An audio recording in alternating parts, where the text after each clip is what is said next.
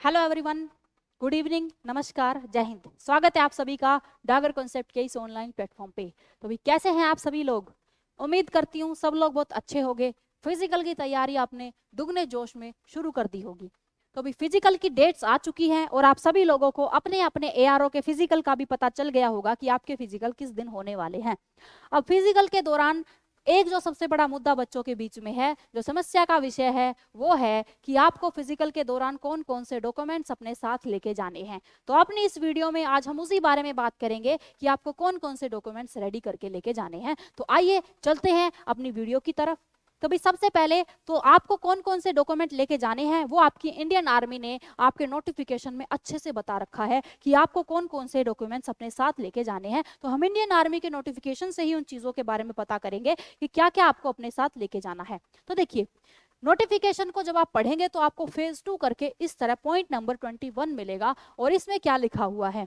तो देखिए भाई, सबसे पहले तो आपको लेके चलना है आपका ज्वाइन इंडियन आर्मी की साइट पे। अब थोड़े दिन में आप लोगों के एडमिट कार्ड रिलीज हो जाएंगे, यानी जिन बच्चों के फिजिकल जून में है, जुलाई में है, उन लोगों के एडमिट कार्ड पहले जारी होंगे। जिनके फिजिकल जितना लेट जाएंगे उनके एडमिट कार्ड उतना ही लेट जारी होंगे। तो यानी अब सबसे पहले जो एडमिट कार्ड आएंगे वो जून और जुलाई में फिजिकल होने वाले बच्चों के आएंगे। तो इंडियन आर्मी की साइट पे आपको आपके एडमिट कार्ड मिल जाएंगे। एक तो आपको आपका ओरिजिनल एडमिट कार्ड लेके जाना है। ध्यान रखेंगे, यहाँ पे इंडियन आर्मी ने बता रखा है कि जो आपका एडमिट कार्ड है वो एडमिट कार्ड आपको जैसा इंडियन आर्मी की साइट पे दिखाया गया है वैसा ही कलर्ड प्रिंट में निकलवाना है।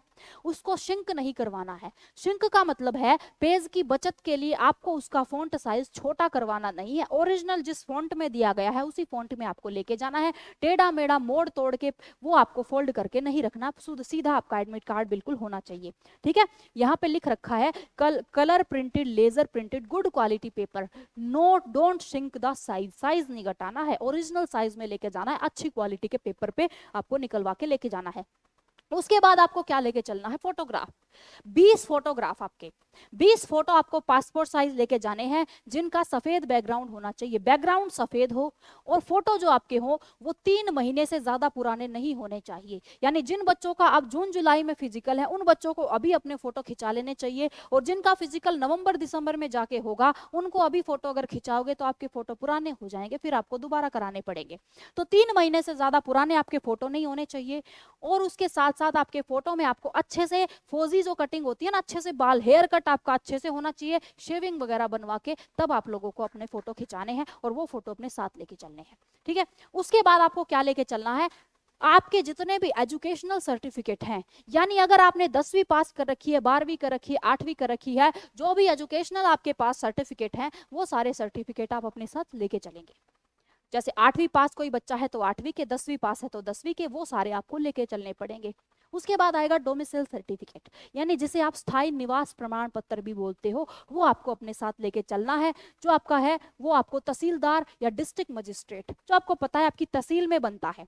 और डोमिसाइल जो है वो भी ज्यादा पुराना नहीं होना चाहिए, यानी ऐसा ना हो कि 1 साल पहले 2 साल पहले का पुराना आप लेके चलोगे। डोमिसाइल 6 महीने की रेंज का सबसे बेस्ट रहता है कि अगर आपका फिजिकल जून जुलाई में है तो आपका फिजिकल तो भी, अब तो फिर आप डोमिसाइल अगर बनवाने चलोगे तो हो सकता है कि इतनी जल्दी आपका बन भी ना पाए। बन जाता है तो द बेस्ट है। अगर आपका डोमिसाइल कई साल पुराना हो चुका है तो आपको फिर नया बनवाना चाहिए। ठीक है, ज्यादा पुराना डोमिसाइल नहीं चलेगा। उसके बाद आएगा आपका कास्ट सर्टिफिकेट, जो जाति प्रमाण पत्र होता है। जाति प्रमाण पत्र जो है वो आपका अपने साथ लेके चलना है। ठीक है भाई, जो भी वो भी तहसीलदार और डिस्ट्रिक्ट मजिस्ट्रेट जो है वहां पे बनता है। अब आपको पता है कुछ कैटेगरी ऐसी होती है जिनका कोई कास्ट सर्टिफिकेट होता ही नहीं है। जैसे कोई जाट से बिलोंग करता है तो जाट का कोई अलग से कैरेक्टर जाति प्रमाण पत्र होता ही नहीं है। तो जिनको एक विशेष जाति प्रमाण पत्र अलॉट किया गया है, सिर्फ वही कैंडिडेट अपना जाति प्रमाण पत्र लेके चलेंगे। हर किसी को कास्ट सर्टिफिकेट नहीं बनवाना है। रिलीजन सर्टिफिकेट, धर्म, यानी जो भी आपका एक धर्म का सर्टिफिकेट होता है ना, वो भी आप लोगों को लेके जाना है। ठीक है, वो आप लोगों को लेके चलना है। जो भी है, ये भी तहसीलदार और एसडीएम उनके पास बनेगा। वहां पे आप कर लेंगे। और जिन भी बच्चे अपने जो भी हैं जिनके रिलीजियस सर्टिफिकेट के अंदर ही उनका धर्म भी लिखा हुआ है और उनकी कास्ट भी लिखी हुई है, तो उनको फिर कास्ट सर्टिफिकेट और आपका धर्म सर्टिफिकेट, धर्म का जो पत्र है वो अलग से नहीं लेके चलना है। ठीक है भाई, यानी जिन बच्चों को कास्ट सर्टिफिकेट जिनके पास है और फिर उनका जो धर्म का सर्टिफिकेट है कि भाई आप सिख हैं, हिंदू हैं, जो भी हैं, उसमें अगर साथ साथ उन्होंने आपकी जाति भी लिख दी है तो फिर आपको दोनों सर्टिफिकेट अलग से ले जाने की जरूरत नहीं है, उसी में आपकी दोनों चीजों का काम चल जाएगा। फिर आपको लेके चलना है स्कूल कैरेक्टर सर्टिफिकेट, स्कूल चरित्र प्रमाण पत्र, आपके स्कूल से आपको मिलेगा। यानी अगर आपने जीडी का फॉर्म लगाया है तो आपने 10वीं से लगाया होगा, यानी जिस स्कूल से आपने 10वीं पास करी है उस स्कूल में जाइएगा, वो आपको ये पत्र बना के दे देंगे। आपने 12वीं से फॉर्म लगाया है, क्लर्क वगैरह से लगाया है, आपने नर्सिंग से लगाया है और नर्सिंग में आप पास हुए हैं, तो 12वीं स्कूल से जिससे भी आपने करी थी वहां से आपको आपका कैरेक्टर सर्टिफिकेट मिल जाएगा। यानी 8वीं 10वीं 12वीं जहां से भी आपने ये करी है वहां से आपको आपका कैरेक्टर सर्टिफिकेट मिल जाएगा। ठीक है, आपके हेडमास्टर या प्रिंसिपल आपको बना के दे देंगे कैरेक्टर सर्टिफिकेट। एक तो स्कूल का हो गया, दूसरा कैरेक्टर सर्टिफिकेट जो है वो आपको बनवाना है, या तो आप अपने गांव के सरपंच से बनवा सकते हो, या फिर आप अगर किसी नगर निगम के अंतर्गत आपका एरिया आता है तो उस नगर निगम का जो मेन हेड होगा उससे आपको ये बनवाना है। ध्यान रखेंगे 6 महीने से ज्यादा पुराना नहीं होना चाहिए, अगर बनवा भी रखा है तो दोबारा बनवा के ले आइएगा, 6 महीने से पुराना नहीं होना चाहिए। अनमैरिड सर्टिफिकेट, अविवाहित प्रमाण पत्र, ये भी आपको आपके गांव के मुखिया बना के देंगे, सरपंच बना के देंगे।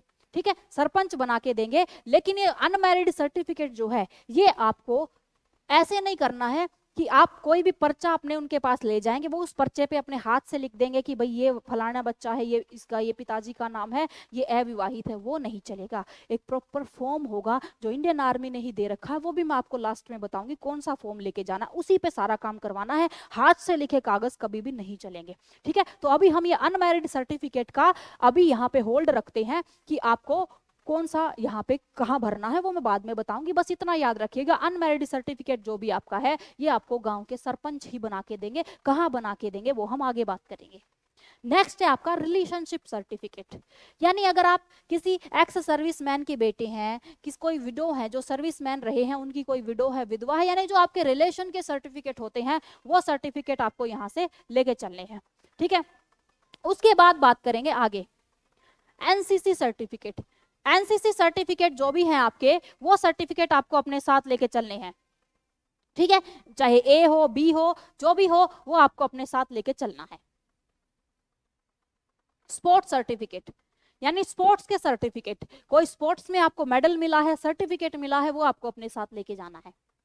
एफिडेविट, अभी हम इस एफिडेविट वाली लाइन को भी यहाँ होल्ड पे रखते हैं। एफिडेविट क्या है वो भी लास्ट में मैं आपको बताऊंगी, जो आपको भरवा के लेके जाना है।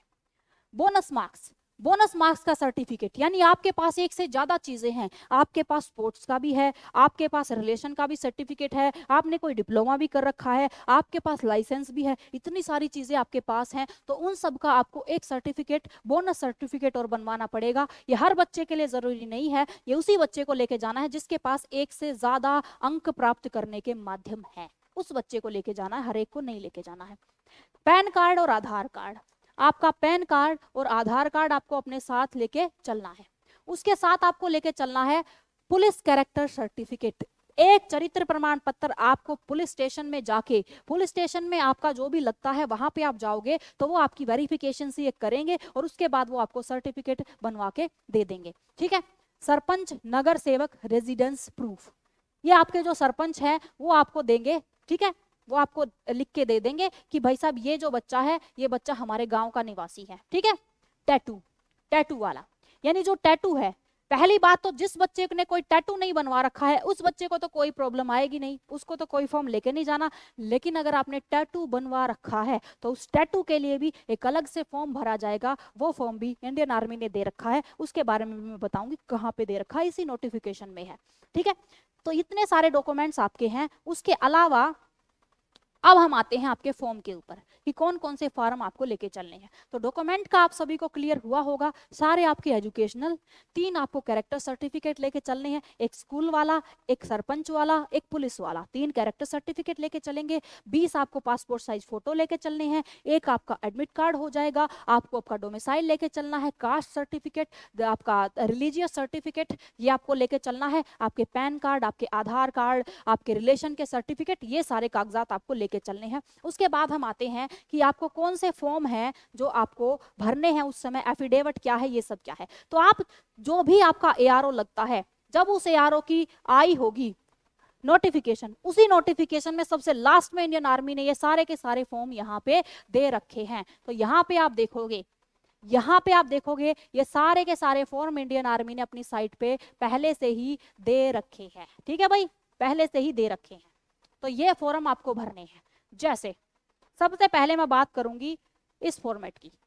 याद करो हमने एक कॉलम छोड़ा था एफिडेविट वाला, कि एफिडेविट क्या होता है। तो ये ही तो एफिडेविट है, ये फॉर्म जो इंडियन आर्मी ने अपनी साइट पे दे रखा है। आपको किसी भी जीरोक्स की दुकान पे, प्रिंट वाले की दुकान पे, किसी ई मित्र पे जाना है, उसको बोलना है कि इस नोटिफिकेशन में से ये वाले सारे प्रिंट आउट मुझे निकाल के दे दो, वो सारे प्रिंट आउट आपको निकाल के दे देगा। या एफिडेविट वाला जो यहाँ से शुरू होता है, यहाँ पे भी है, ये सारा आपको लेके फिर जाना है आपकी तहसील में। थोड़ा मेहनत का काम है भाई, तहसील में जाना है। तहसील में आप देखते होंगे तहसील के बाहर वो टाइपराइटर लेके बैठे रहते हैं, लोटरी वगैरह, आपको उनके पास जाना है।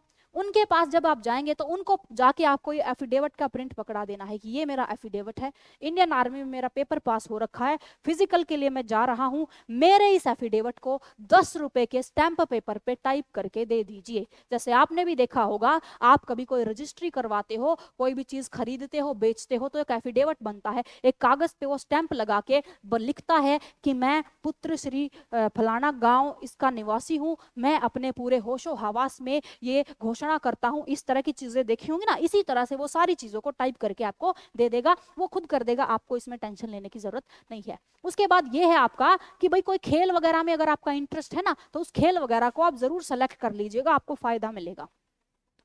ठीक है, ये जो एफिडेविट है ये पूरा बड़ा है, 3-4 पेजेस का, वो अपने आप करके दे देगा आपको, इनमें कोई भी टेंशन या दिक्कत की बात नहीं है।